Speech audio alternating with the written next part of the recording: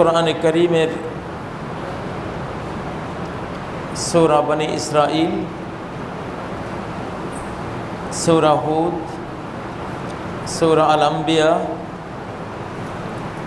সূরা আল কাহাফ থেকে কয়েকটি আয়াত নিয়ে আজকের এই খুতবা সাজিয়েছি।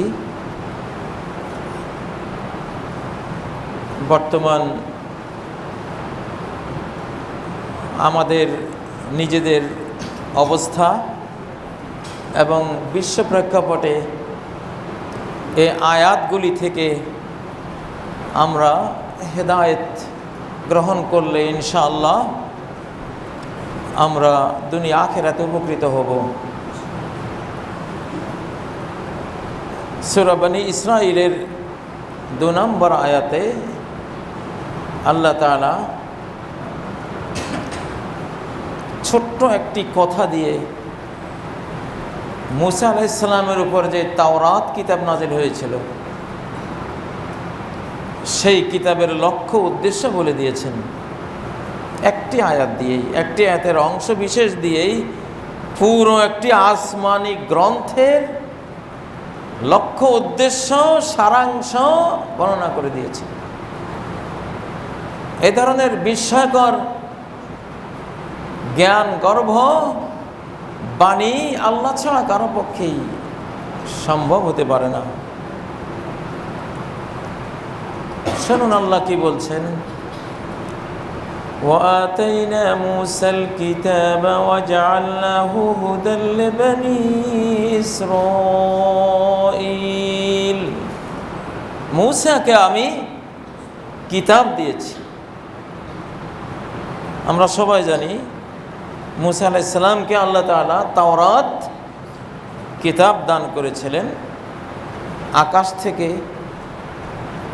পাথরের প্লেটে লিখিত হয়ে লিখে আল্লাহ তাআলা লিখিত কিতাব পাঠিয়ে দিয়েছিলেন। তুর পাহাড়ে গিয়ে মূসা আলাইহিস সালাম সেই কিতাব নিয়ে এসেছিলেন এবং এই কিতাবকে আল্লাহ তাআলা হুদাল লিবানি ইসরাঈল, বনী ইসরাঈল ইয়াকুব আলাইহিস সালামের যারা সন্তান, ইহুদি জাতি, বর্তমান ইসরাইল বলতে আমরা যাদেরকে বুঝি, এরা এবং এদের যত সদস্য সারা পৃথিবীতে আছে, এদের সবার জন্য এই তাওরাত কিতাবকে আল্লাহ তাআলা হিদায়াত গ্রন্থ হিসাবে দিয়েছিলেন।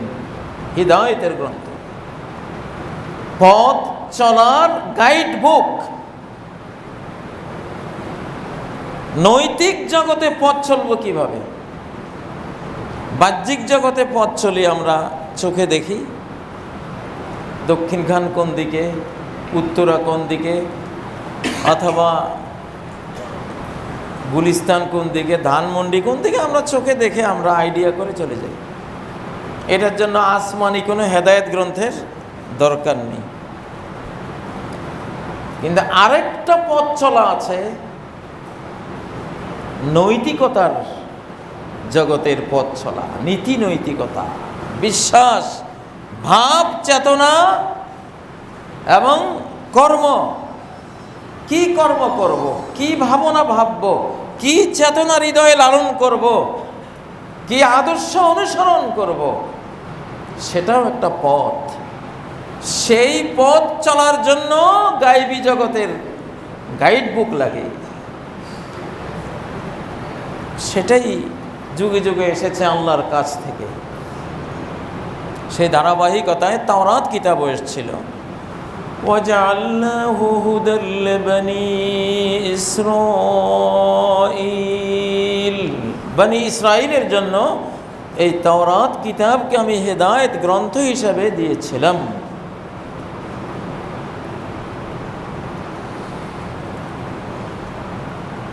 সেই তাওরাত কিতাবের সারাংশ কি ছিল? হেদায়েতের খোলাসা, সারসংক্ষেপ বক্তব্য কি ছিল? আল্লা তাত্তাখিযু মিন দুনি ওয়াকিলা, আমাকে বাদ দিয়ে কাউকে তোমরা ওয়াকিল গ্রহণ করো না। গোটা তাওরাত কিতাব অবতরণ করার লক্ষ্য উদ্দেশ্য সার সংক্ষেপে এই কথাটা, যে আল্লাহ বলছেন আমাকে ছাড়া কাউকে ওয়াকিল নির্ভরযোগ্য হিসাবে গ্রহণ করো না। ট্রাস্ট রাখা যায়, আস্থা রাখা যায় এমন শুধু আমি আছি, আর কেউ নাই। যত তাওয়াক্কুল, যত ভরসা, যত নির্ভরশীলতা সব আমার উপরে করবা, এইটা বুঝাবার জন্য তাওরাত নাজিল করেছি তোমাদের উপর।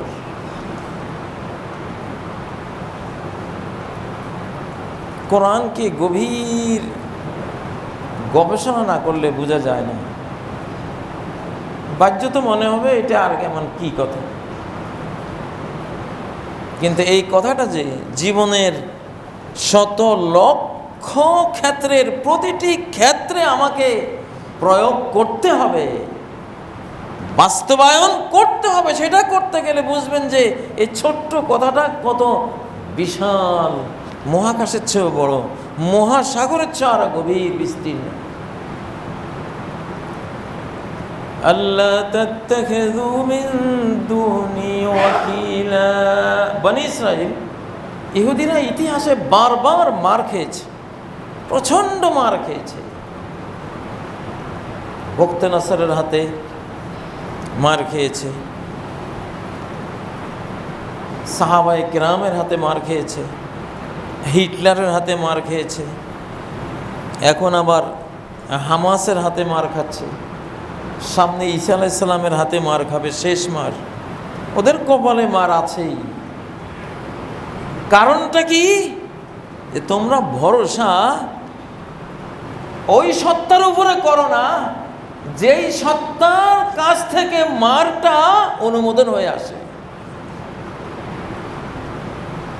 এবং ওই মার অনুমোদন হয় অপরাধের কারণে, তোমাদের পাপের কারণে মার খাওয়ার কাজ করো। এই কারণে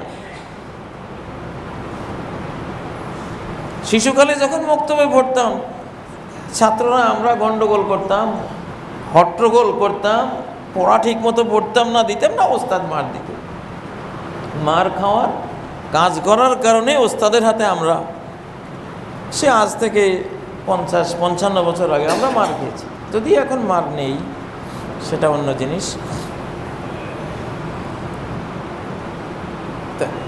ইহুদি জাতির ইতিহাসের বাঁকে বাঁকে মার খাওয়ার মূল কারণে ছিল তারা আল্লাহ তাত্তাখিযু মিন দুনি ওয়াকিলা, এরা শক্তি অর্জন করলেই শক্তির উপরে তো আল্লাহকে ভুলে যেত, প্রযুক্তি অর্জন করলে প্রযুক্তি নির্ভর, আল্লাহ নির্ভর আর নয়, প্রযুক্তি দিয়েই সব করে ফেলব। বা তাদের মধ্যে কেউ গুরু, ধর্মগুরু, সে ধরনের জ্ঞানী গুণী আসলে সব চাওব তার কাছে, আল্লাহকে বাদ দিয়ে। আজকের মুসলিমদের অনেকেই গুরু নামে আছে সুধা, যিনি গুরু তিনি খোদা, নাউজুবিল্লাহ। এটা ইহুদিদের থেকে শিক্ষা আমাদের লোকেরা গ্রহণ করেছে।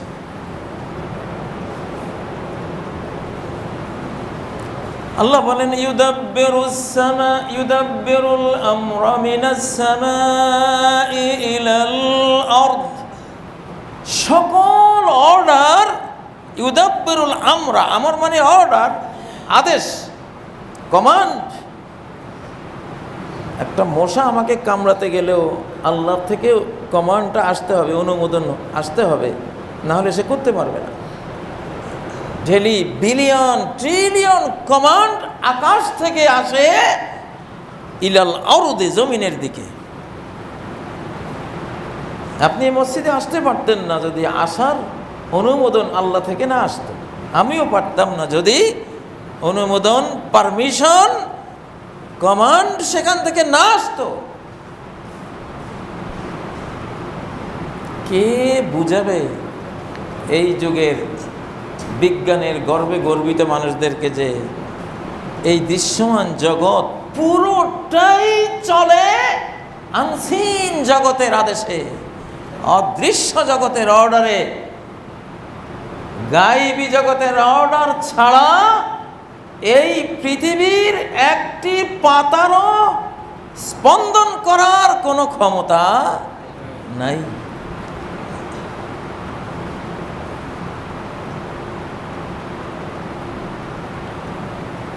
ইসলাম কি বলে? তুমি দুনিয়ার সকল উপকরণ উসিলা এমনভাবে গ্রহণ করো যেন এই উসিলা ছাড়া, উপকরণ ছাড়া আর তোমার আস্থা করার মতো আর কিছুই নেই। এমনভাবে উসিলাগুলি, উপকরণগুলো এত উন্নত, এত ফার্স্ট ক্লাস ফার্স্ট করে গ্রহণ করো। এইভাবে গ্রহণ করে সর্বোচ্চ সুন্দর কোয়ালিটি কোয়ান্টিটিতে পারফেক্ট উপকরণ উসিলা গ্রহণ করে সবচেয়ে উত্তম বাহনটা নাও, সর্বোন্নত অস্ত্র যুদ্ধাস্ত্র নাও, রাষ্ট্র সরকারগুলি সর্বোত্তম রাষ্ট্রবিজ্ঞানটা নাও, কৃষি বিজ্ঞান নাও, মানে পৃথিবীর উপকরণ উসিলার সবচেয়ে উপরেরটা নিবা। কারণ তুমি মুমিন, তোমাকে সবচেয়ে ভালোটা নিতে হবে। এইটা নেয়ার পরে এইবার আল্লাহকে বলবা, তুমি ছাড়া আমার কেউই নেই, আমি যা করেছি এগুলোর এক পয়সাও কোনো ক্ষমতা নাই, মূল্য নাই। তুমি যদি আমাকে ফল না দাও, আমার এটাকে তুমি যদি অনুমোদন না দাও, তাহলে তাওয়াক্কুলটাও শতভাগ হলো, দুনিয়ার উসিলা গ্রহণও শতভাগ হলো। শতভাগ উসিলা গ্রহণ, শতভাগ তাওয়াক্কুল গ্রহণ, এটা হলো ইসলাম। এখন আমরা মুসলিমরা করি কি, অনেকেই তাওয়াক্কুল শতভাগ করতে গিয়া হাত পা গুটিয়ে একেবারে, কৃষিও নাই, ব্যবসাও নাই, বিদেশ যাত্রাও নাই, দুনিয়ার কোনো কামকাজ নাই, আমরা ধর্মগুরু হয়ে খানকায় বসে গেছি। শতভাগ তাওয়াক্কুল, ইসলাম এটা বলেছে? নবীজিকে এক বেদুইন এসে বলল, ইয়া রাসূলুল্লাহ, সে উট নিয়ে আসছে মসজিদে নববীর, ওখানে নামাজ পড়বে, আমি কি উটটা ছেড়ে দিয়ে আল্লাহর উপর তাওয়াক্কুল করব, না উটটাকে বেঁধে আল্লাহর উপর তাওয়াক্কুল করব?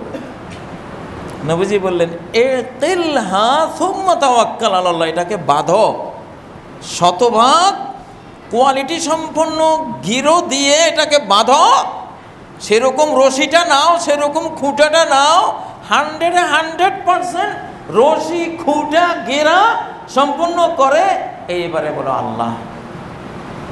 এটা এই রশি দিয়ে, এই গেরো দিয়ে, এই খুঁটা দিয়ে রক্ষা হবে না, তুমি যদি অনুমোদন তৌফিক না দাও, পুরা ভরসা তোমার উপর। এটা হলো ইসলাম।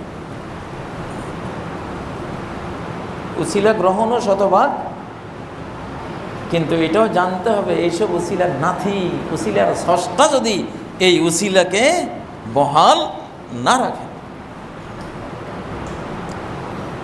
এখন ইহুদি জাতির মার খাওয়ার মূল কারণে হলো ওরা এই তাওয়াক্কুলের মধ্যে ভুল করে। ধর্মের দুইটা পার্ট, ইবাদত বলতে যা সব আমাদের দিক থেকে আল্লাহর দিকে যাবে, সাহায্য সহযোগিতা বলতে যা সব কিছু আল্লাহর কাছ থেকে আমাদের দিকে আসবে। একটা আমাদের কাছ থেকে আল্লাহর দিকে যাবে ইবাদত, আর একটা আল্লাহর কাছ থেকে আমাদের দিকে আসবে ইস্তেআনাত, সাহায্য সহযোগিতা, রিজিক, টাকা পয়সা, অক্সিজেন, ঘর বাড়ি, শরীর স্বাস্থ্য যা আছে। দুই কথায় ধর্ম শেষ। তোমার যা আছে সব স্রষ্টাকে দাও, তোমার যা লাগে সব স্রষ্টা থেকে নাও। এই কথাটা আপনারা প্রতিদিন বলেন, প্রতি রাকাতে বলেন, কেউ খেয়াল করেন, কেউ করেন না। কথাটা কি? ইয়াকা না'বুদু ওয়া ইয়াকা নাস্তাঈন। ইবাদত বন্দেগী, রুকু, সেজদা, দোয়া, প্রার্থনা, আবেগ, কান্নাকাটি সবই তো ইবাদত। যা আছে সব তোমার।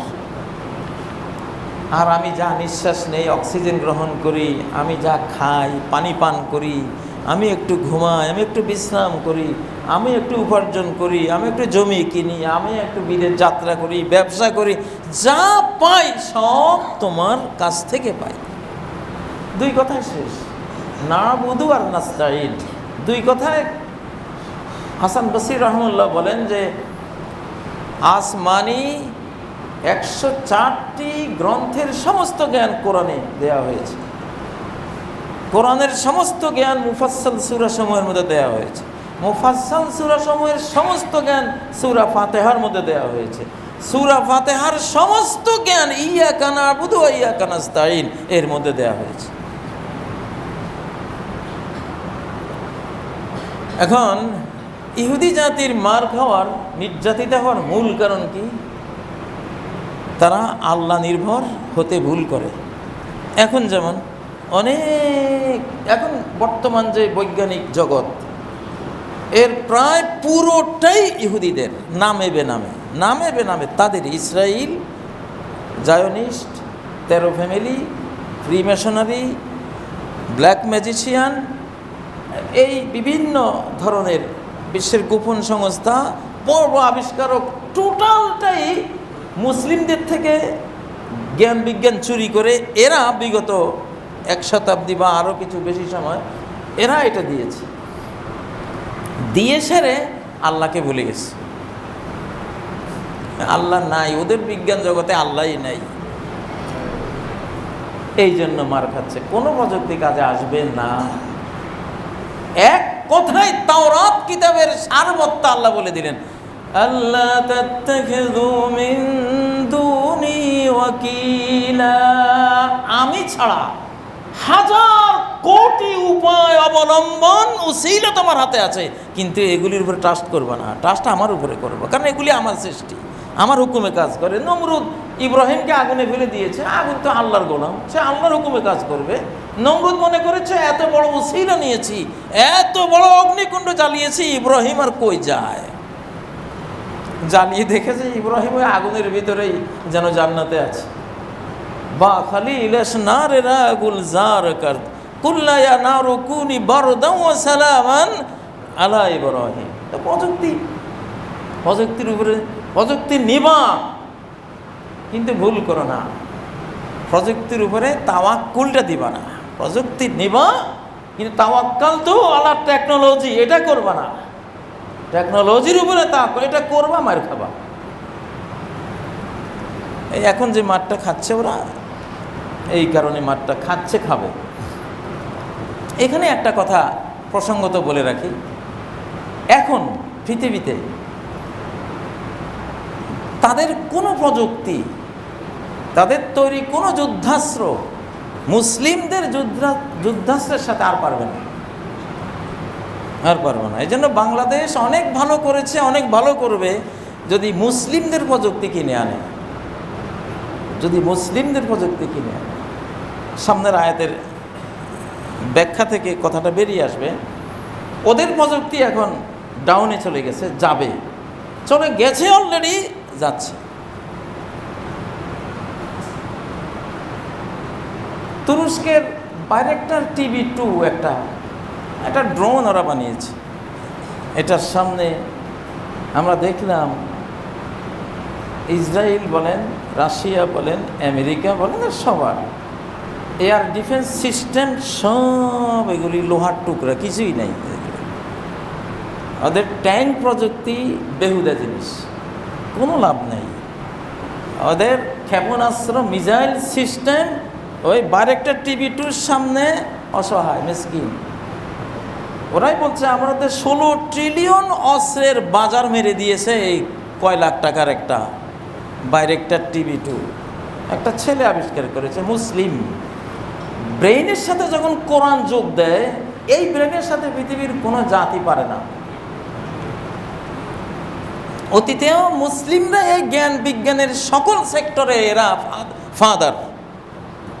এদের ব্রেনের সাথে কোরআন যখন যোগ দিয়েছে, এরা বিশ্বকে সব কিছু দিয়েছে। আবার মুসলিম জাতি ঘুমিয়ে পড়েছে, ওদের জ্ঞান বিজ্ঞান চুরি হয়ে গেছে ইহুদিদের দ্বারা, খ্রিস্টানদের দ্বারা। আবার মুসলিমরা জেগে উঠছে।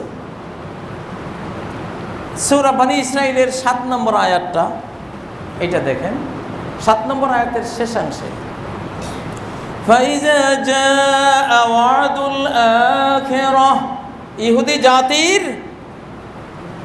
বিশ্ব অশান্তি সৃষ্টির শেষবার যখন আসবে, আবার এদের বিরুদ্ধে আমি আমার ইমানদার বান্দাদের এক দল আমি দাঁড় করাবো, যারা একদিকে ইমান, ধার্মিকতা, আধ্যাত্মিকতায় শতভাগ পারফেক্ট, আবার প্রযুক্তিতেও তারা শতভাগ পারফেক্ট। ওরা উছিলাও নিয়ে নেবে 100 ভাগ, 100 ভাগে 100 ভাগ। ওরা আধ্যাত্মিকতা, ধার্মিকতা, ইমান, কোরআন, ওহীর জ্ঞানও নেবে তারা শতভাগ। এদেরকে আনবো। এরা যখন আসবে, 3টা দৃশ্য পৃথিবীতে দেখতেছি এখন। যারা কোরআন পড়েন আর বুঝেন, এক চোখ কোরআনের দিকে আর এক চোখ পৃথিবীর দিকে যারা দেন, তারা দেখবেন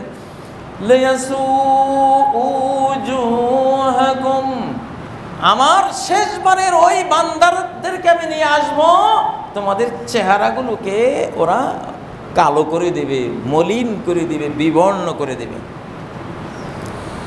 ইদানিং ইসরায়েল কিছু নেতাদের ছবি মিডিয়ায় আসে, দেখবেন মলিন একবারে, মানে চেহারার মধ্যে কোনো হাসি খুশি কিছুই নাই।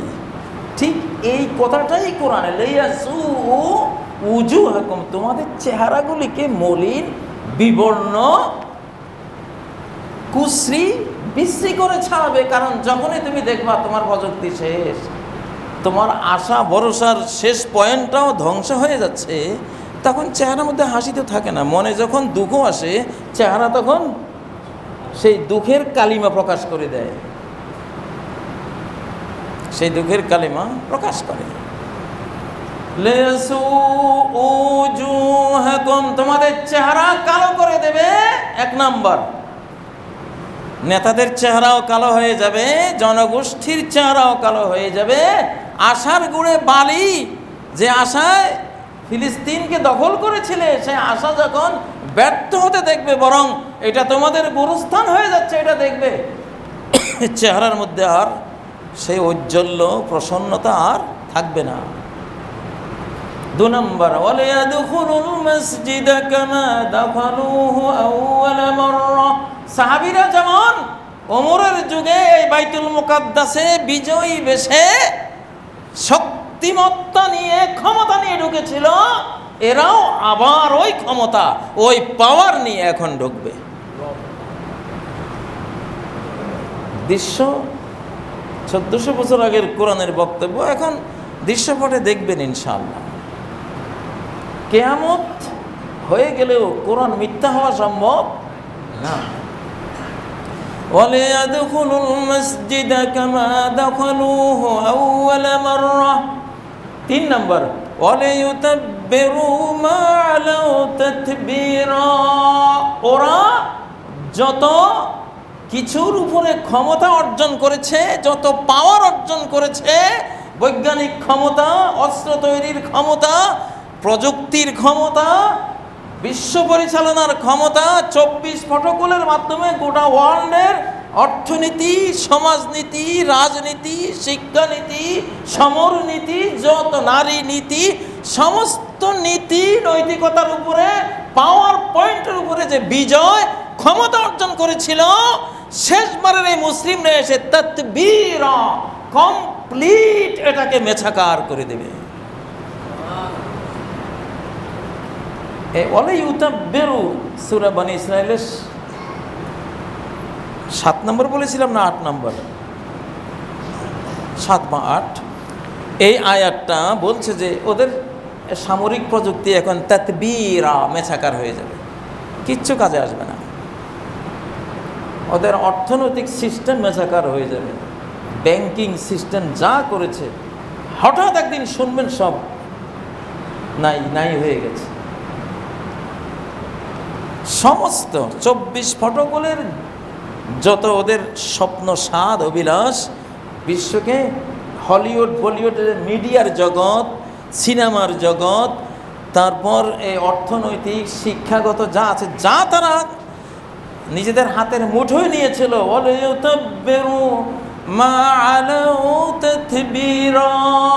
কমপ্লিট এটাকে ধ্বংসযজ্ঞে পরিণত করে দেবে, ধ্বংসস্তূপে পরিণত করে দেবে শেষ জামানার মুসলিম উম্মার সদস্যরা।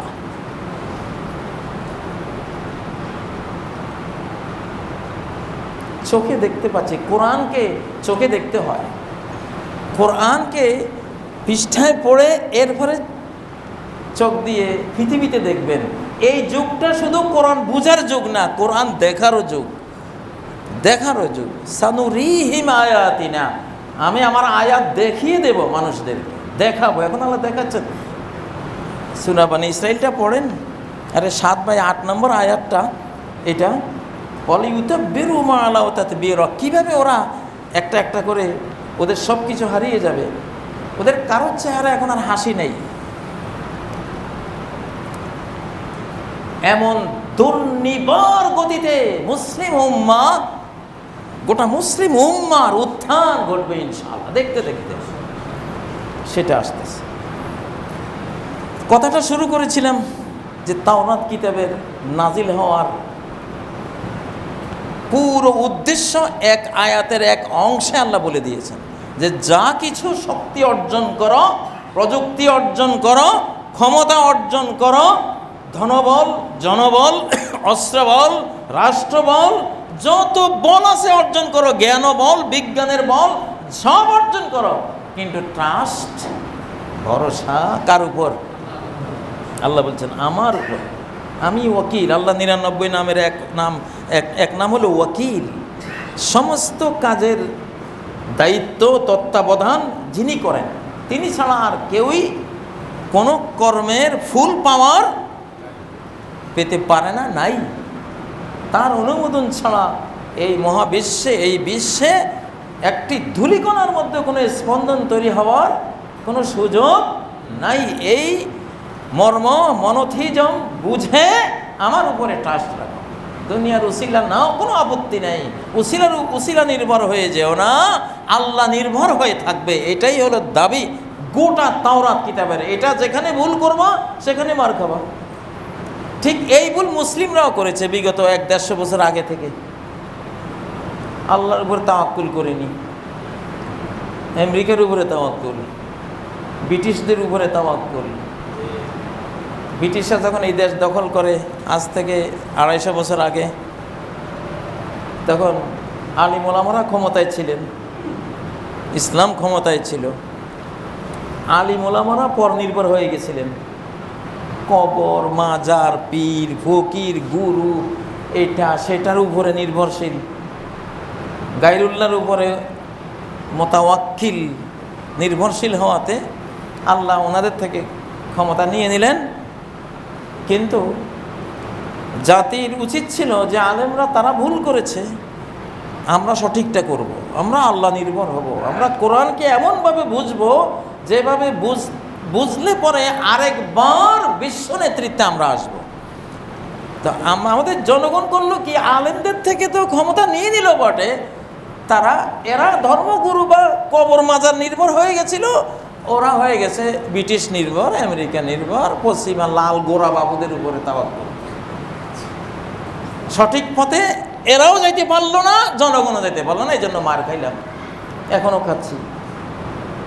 এখন যখন সবাই বুঝতেছি যে না, গোরা বাবুদের কাছে কিছুই নাই, এখন সবাই বুঝে গেছে আমেরিকা, ইউরোপ, অস্ট্রেলিয়া, রাশিয়া, এই শক্তি, ওই পরাশক্তি, যে যা বলুক সব ধোঁকাবাজ, প্রতারক। আসলে আমাদেরকে মারাই হলো উদ্দেশ্য, আমাদেরকে খান খান করে টুকরো টুকরো করে আমাদের সম্পদ তারা নিয়ে যাবে, এটাই হলো শেষ ওদের পরিকল্পনা। এই বাংলাদেশের সম্পদ, আমাদের নবাব সিরাজের পরাজয়ের পরে বাংলার সম্পদ দিয়েই ব্যাংক অফ ইংল্যান্ডের যেই লিকুইডিটি, ওদের যেই তারল্য, ব্যাংকের যেই মানি সংকটটা ছিল, ওরা পরিপূর্ণভাবে বাংলার সম্পদ দিয়ে ওটা পূরণ করেছিল। যাই হোক, এখন আমরা বুঝতেছি যে আমরা ভুল করেছি। তাই আশা করি আল্লাহ তাআলা বনি ইসরাইলকে তাওয়াক্কুল শিক্ষা দিয়েছেন কেন, সেই কাহিনীটা কিন্তু আমাদেরকে শোনাচ্ছেন। বাংলাদেশে একটা কথা আছে, বউকে মেরে শাশুড়িকে শিখে। মাকে তো আর মারা যায় না, জামাই এসে বউকে পিটাচ্ছে, এটা কেন করছিস? আসলে ওই কাজটা, ওই দোষটা তার মায়ও করে। ওই অপরাধের কারণে যখন বউকে পিটাচ্ছে, মায় দেখতেছে, মায় তো মনে মনে ভাবতেছে সর্বনাশ, এই দোষটা তো আমার আছে।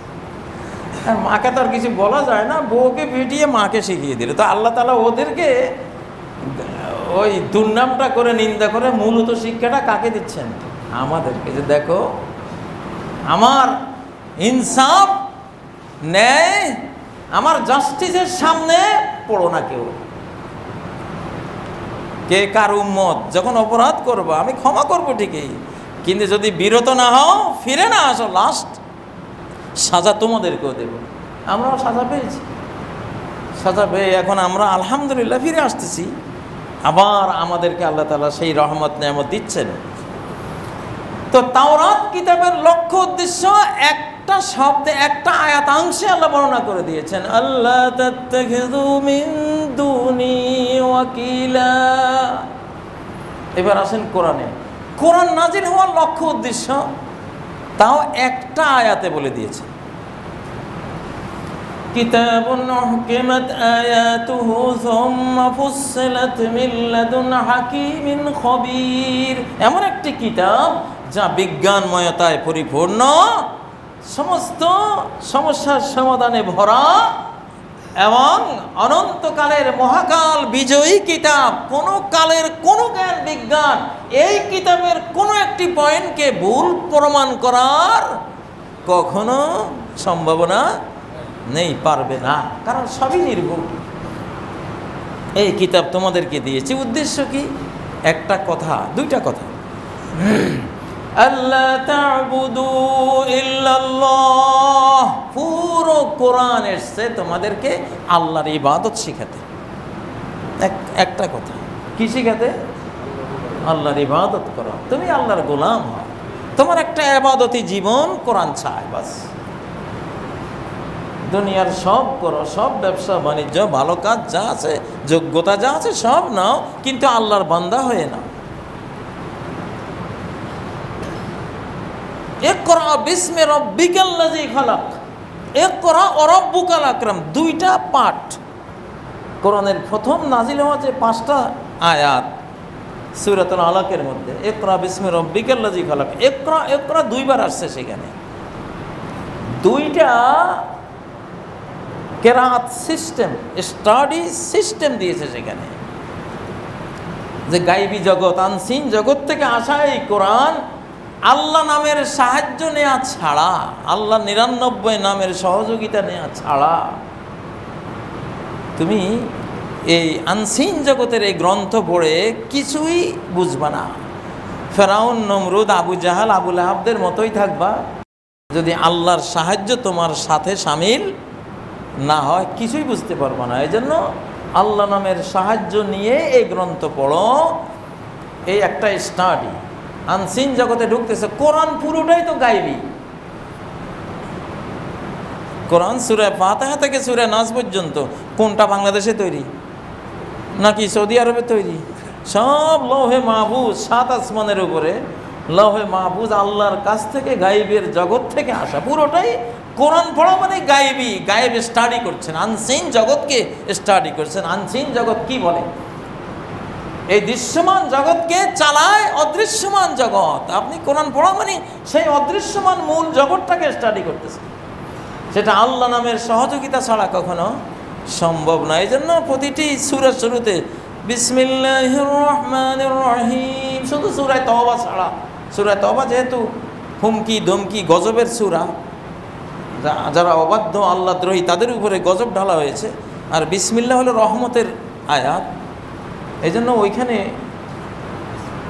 বিসমিল্লাহির রহমানির রহিম নাই। এই যে কিন্তু একটা সূরা শুরুতে যে নাই, এটা আবার পুষিয়ে দেওয়া হয়েছে সূরা নামলের মধ্যে সুলাইমান আলাইহিস সালামের চিঠির ভাষা হিসাবে ও আন্নাহু বিসমিল্লাহি ওয়া ইন্নাহু বিসমিল্লাহির রহমানির রহিম।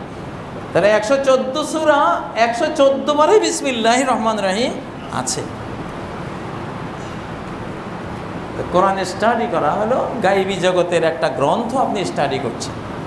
এটা দুইটা নিয়ম, একটা হলো আল্লাহ নামের সাহায্য নিয়ে পড়েন, যে আমার কিছুই নেই, আমার কোনো ক্ষমতাই নাই এই কিতাব বোঝার, তোমার বলে আমি বলিয়ান হলে আমি বুঝবো, তোমার কিছু জ্ঞান আমি পেলে আমি এখান থেকে জ্ঞান নিতে পারবো, তোমার কিছু বিজ্ঞান আমার শামিলে হাল হলে আমার জীবনে এসে ধরা দিলে আমি কিছু বিজ্ঞান এখান থেকে নিতে পারবো।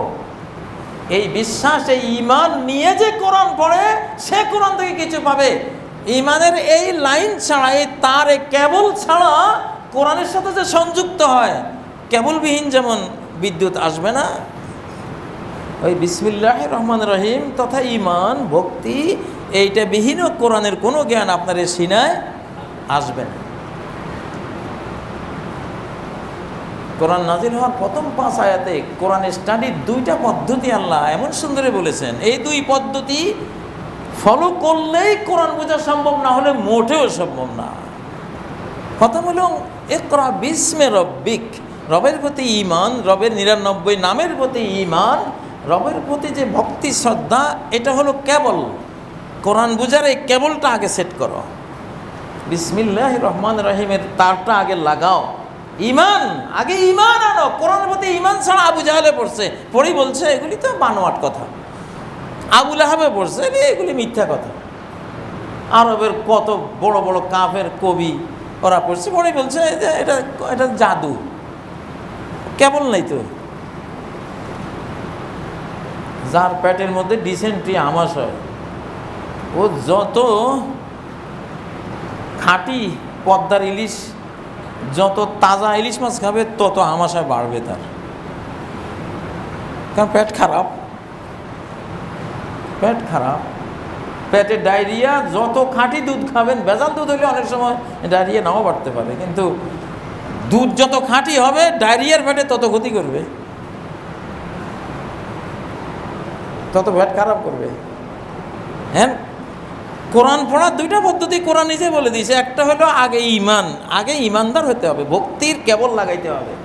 বিসমিল্লাহির রহমানির রহিম, বিসমিল্লাহ, ওরা তো বিসমিল্লাহ লাত উজ্জার নামে, লাত উজ্জার প্রতি ঈমান এনে লাত উজ্জার নামে শুরু করছে, এটা তারা বলতো। আল্লাহ বলে কাজ হবে না এখানে, লাত মানাতের প্রতি ঈমান, লাত উজ্জার প্রতি ঈমান এনে কোরআন ধরবা, কিছুই বুঝবে না। আরো আমাশয়ের রুগীর ইলিশে যত রোগ বাড়ায়, আমাশয় বাড়ায়, তোমারও আরো গোমরাহি বাড়াবে। এটাই এই যে কোরআন স্টাডির প্রথম নিয়ম, কোরআন নিজে বলছে বিসমে রব্বিক, রবের প্রতি ঈমান এনে, রবের 99 নামের প্রতি ঈমান এনে, রবের প্রতি ভক্ত হয়ে যদি পড়ো, তাহলে শুরু হলো ইনশাআল্লাহ তোমার বরকত জ্ঞান। 2 নম্বর পদ্ধতি, ইকরা ওয়া রাব্বুকাল আকরাম, পড়ো। পড়ার সময় এটা জেনো, যে অবদান তোমাকে দিচ্ছে, এই জ্ঞানের অবদান, জ্ঞান বিজ্ঞানের এই অনন্ত অবদান তোমাকে দিচ্ছে তোমার রব। প্রতি আয়াতে, প্রতি অক্ষরে, প্রতি শব্দে এটা কল্পনা করে করে পড়ো। ইকরা বিমাইয়াতির রব্বে, রবকে সাথে নিয়ে পড়ো, আল্লাহকে সাথে নিয়ে কোরআন পড়ো। পশ্চিমা বিশ্বের জ্ঞান বিজ্ঞান হেরে গেছে এখানে। ওরা পড়ে, বাট ওদের পড়ার সাথে আল্লাহর সাথিত্ব নাই, ওরা আল্লাহকে সাথী করে পড়ে না, এই জন্য এখন আর পারতেছে না, এখন হেরে যাবে। কারণ এতদিন তাদের মোকাবেলায় আল্লাহকে সাথে নিয়ে স্টাডি করে আগাবে এই জাতিটা ঘুমন্ত ছিল, এখন এরা আসতেছে তো ওটা যাবে, বিদায় হয়ে যাবে। তো কোরআন নাজিল হওয়ার মূল একটাই কথা আল্লাহ বলছেন, যে আমি পুরা কোরআন নাজিল করেছি আল্লাহ তা'বুদু ইল্লাল্লাহ, লা তা'বুদু ইল্লাল্লাহর যে মর্ম, লা ইলাহা ইল্লাল্লাহর একই মর্ম।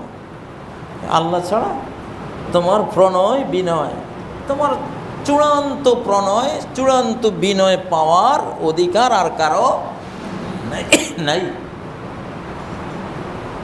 ইবাদত আরবি শব্দ, চূড়ান্ত প্রেম, প্রণয়, চূড়ান্ত বিনয়, বিগলিত হওয়া, এই 2টা একসাথে হলে এটাকে বলে ইবাদত। এই মানুষটা তার হৃদয়ের সবটুকু ভালোবাসা এই মাবুদকে দিয়ে দিয়েছে এবং তার সামনে কাদামাটির মতো গলে গিয়েছে। এটাকে বলে ইবাদা। গায়াতুল হুব্বি বিগায়াতিজ যুল্লি, চূড়ান্ত ভালোবাসা এবং চূড়ান্ত বিনয়, ফাইনাল টোটাল বিনয়, টোটাল ভালোবাসা আল্লাহকে দিয়ে দেওয়াকে ইবাদত বলে। তা আমাকে দিয়ে দাও এসব। এরপরে আয়াতে বলছেন ওয়ানিস্তাগফিরু রাব্বাকুম, দোষ তো করো, দোষী তোমরা, দোষিয়া বাবার সন্তান, দোষ তো হবেই, এই জন্য ইস্তেগফার করো, লা ইলাহা ইল্লাল্লাহ বলো আর ইস্তেগফার করো, ইবাদত করো আর ইবাদত করে আস্তাগফিরুল্লাহ আস্তাগফিরুল্লাহ আস্তাগফিরুল্লাহ বলো। সালাত পড়ে আমরা কি বলি? সালাম ফিরিয়ে এমন ভাব দেখাই মনে হয় যেন মহাপাপ করে বের হয়েছে। আস্তাগফিরুল্লাহ আস্তাগফিরুল্লাহ আস্তাগফিরুল্লাহ। ইবাদত করো আর ইস্তেগফার করো। কোরআন নাজিলের এই দুইটা উদ্দেশ্য। এখন আমরা কোরআন পড়ি, ইবাদতের চেতনা আসে না। কোরআন পড়ি, নামাজ পড়ে না। কোরআন পড়ে, সালাত পড়ে না। কোরআন পড়ে, সুদ খায়। কোরআন পড়ে, পর্দা করে না। কোরআন পড়ে, মানুষ খুন করে, জুলুম করে। কোরআন পড়ে, মিথ্যা কথা বলে না। তো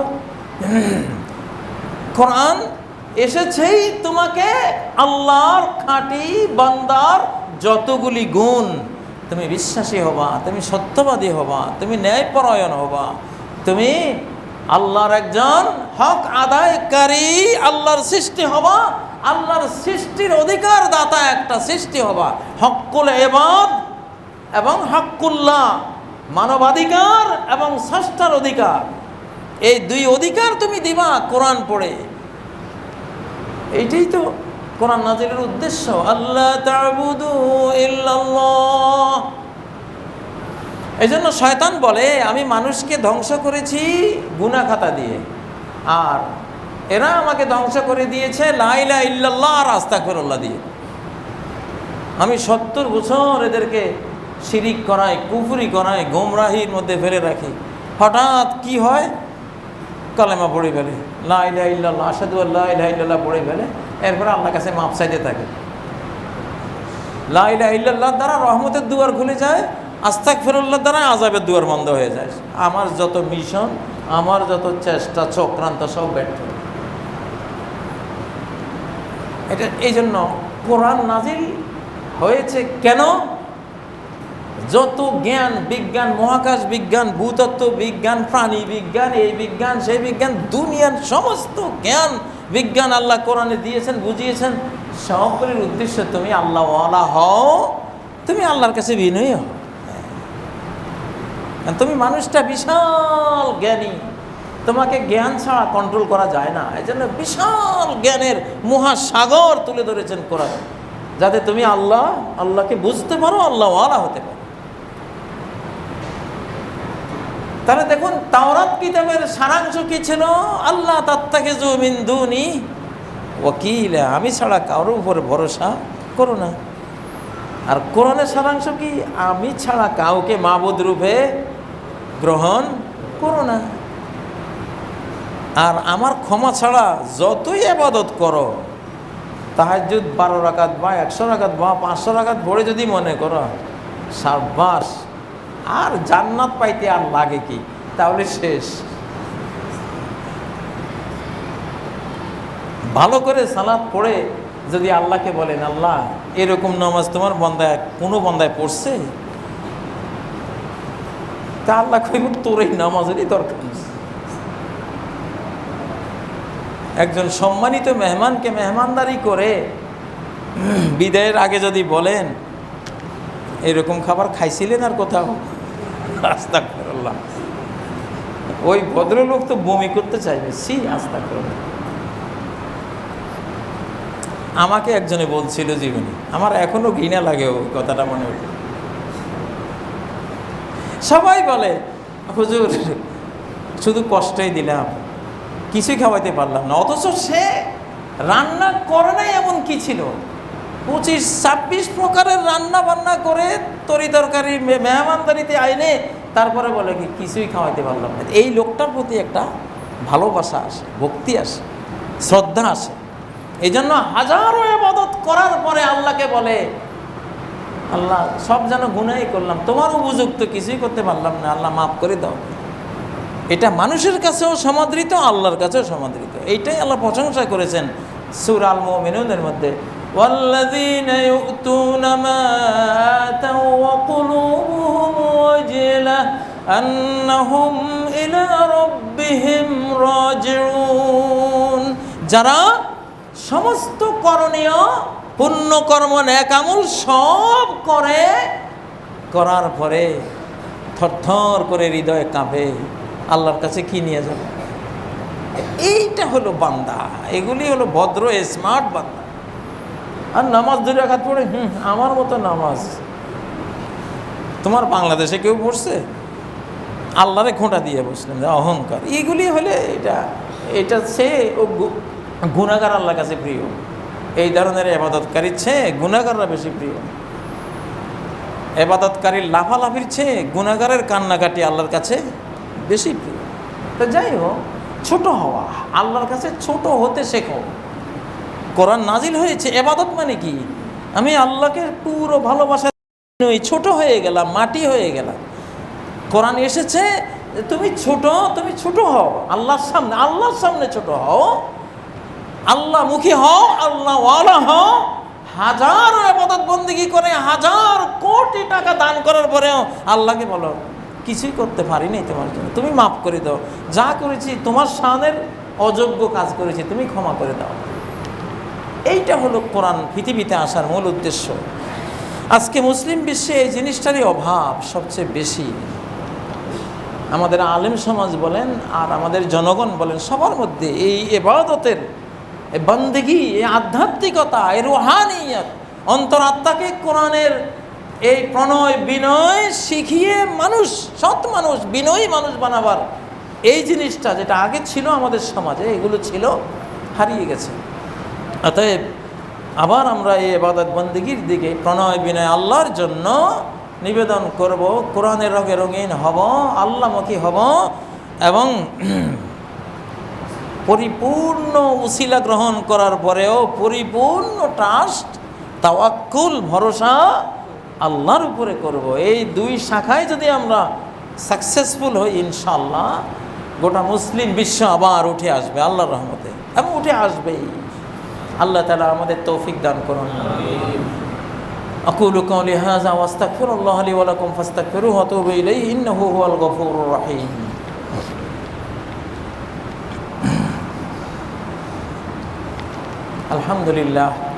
আলহামদুলিল্লাহ রাব্বিল আলামিন ওয়াস সালাতু ওয়াস সালামু আলা সাইয়্যিদিল মুরসালিন ওয়া আলা আলিহি ওয়া সাহবিহি আজমাইন, আম্মা বা'দ, ফাআউযু বিল্লাহি মিনাশ শাইতানির রাজীম। বিসমিল্লাহির রহমানির রহিম। ইন্নাল্লাহা ওয়া মালাইকাতাহু ইউসাল্লুনা আলান নবী ইয়া আইয়ুহাল্লাযীনা আমানু সাল্লু আলাইহি ওয়া সাল্লিমু তাসলিমা। আল্লাহুম্মা সাল্লি আলা মুহাম্মাদ ওয়া আলা আলি মুহাম্মাদ كما صليت على إبراهيم وعلى آل إبراهيم إنك حميد مجيد. اللهم صل وسلم وبارك على عبدك وحبيبك محمد وعلى آله وصحبه أجمعين. عباد الله, আল্লাহর বান্দাগণ, কোরআন পাঠ করুন, আল্লাহর প্রতি ঈমানদার হয়ে, আল্লাহ ভক্ত হয়ে, আল্লাহ বিশ্বাসী হয়ে এবং আল্লাহকে সাথে নিয়ে কোরআন পড়ুন, জ্ঞান শিখুন। যারা আল্লাহর প্রতি অবিশ্বাসী থাকা অবস্থায় কোরআন পড়ে, কখনো তারা কোরআন বুঝবে না। আল্লাহকে সাথে নিয়ে যারা জ্ঞান চর্চা করে না, জ্ঞানের জগতে কখনো তারা পরিপূর্ণভাবে প্রবেশ করতে পারবে না।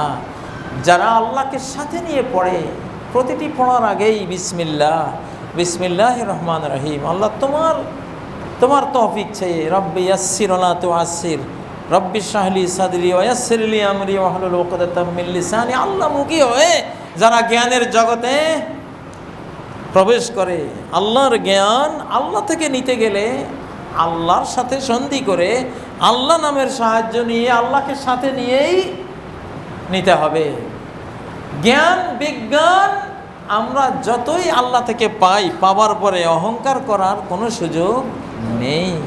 আরও ছোট হবে, জ্ঞান আপনাকে আরও ছোট বানাবে, আরও বিনয়ী বানাবে। গাছের ফল যত বেশি হয় ডাল তত নিম্নমুখী হয়, আর যত ফল না থাকে তত দাঁড়াই থাকে, ঊর্ধ্বমুখী হয়ে যায়। যে জ্ঞানী সমাজে তথাকথিত জ্ঞানী অহংকার করে, বুঝতে হবে তার জ্ঞান নেই। জ্ঞান থাকলে এটা তাকে নুইয়ে রাখত। ফেরেশতারা, আল্লাহ নুরানি ফেরেশতারা নিজেদের জ্ঞান থেকে একেবারেই নিজেদেরকে ডিলেট করে দিয়েছিলেন। যখন আদমকে বস্তুসমূহের নাম যেটা আল্লাহ বলার পরে আদম বলেছিলেন, ফেরেশতারা বলতে পারেনি। তারা কি বললেন? ক্বালু সুবহানাকা লা ইলমা লানা ইল্লা মা আল্লামতানা। বিলিয়ন ট্রিলিয়ন ট্রিলিয়ন ফেরেশতারা সবাই, জিবরাইল, মিকাইল, ইসরাফিল সহ সবাই বলল, লা ইলমা লানা, আমাদের কোনো জ্ঞান নেই। কারণ জ্ঞান তো আপনারই একটা গুণবাচক নাম, জ্ঞানী আপনি, আপনার থেকে আমরা কিছু প্রাপ্ত হলে জ্ঞান পেলাম, না হলে তো আমাদের জ্ঞান বলতে কি আছে? জ্ঞান পাবো কোথায়? আমরা নিজের জ্ঞান গরিমা থেকে নিজেকে প্রত্যাহার করে নিয়েছে ফেরেশতারা। লা ইলমা লানা ইল্লা মা আল্লামতানা, আপনি যেটুকু শেখান। তো এই জন্য আল্লাহর কোরআন, আল্লাহ যাকে যতটুকু জ্ঞান দেবেন, যদি আল্লাহর প্রতি ঈমান, আল্লাহ 99 নামের সহযোগিতা এবং আল্লাহকে সাথে নিয়ে পড়েন, কিছু জ্ঞান পাবেন। আবার পেলে পরে অহংকার করবেন না, পেলে পরে আরও নিজেকে বিনয়ী বানাতে হবে যে আল্লাহ, এটা তুমি তোমার ধন, আমার অহংকারের কি আছে? অহংকার তো তুমি করবা, অহংকার তো আমার না। এইভাবে যদি আমরা কোরআনের কাছ থেকে জ্ঞান নিতে চাই, আল্লাহ আমাদেরকে কোরআনের কিছু জ্ঞান দিলে আমরা বিশাল বড় হয়ে যাব, আল্লাহর কাছে বড় হয়ে যাবে ইনশাআল্লাহ, সৌভাগ্যবান হয়ে যাবে। আল্লাহ আমাদেরকে কোরআনের ছাত্র হওয়ার তৌফিক দান করে, কোরআন থেকে জ্ঞান প্রাপ্ত হওয়ার যোগ্যতা আল্লাহ আমাদের দান করেন।